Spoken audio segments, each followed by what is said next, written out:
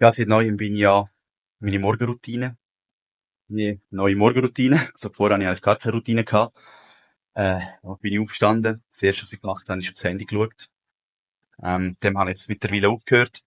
Und haben wir wirklich eine schöne Morgenroutine, angefangen aufzubauen. Und, hocke eigentlich jetzt was schön ist, am Morgen voraus. Ich stehe jetzt eine Stunde früher auf, bevor ich arbeiten. Ja. Ja, das Arbeiten sehen wir. Immer dreckig. Ja, nicht mehr lang. Genau, stehe ich morgen auf, hocke 10 Minuten, also hocke raus, das Ganze geht 40 Minuten. Bin ich 10 Minuten, mache ich zuerst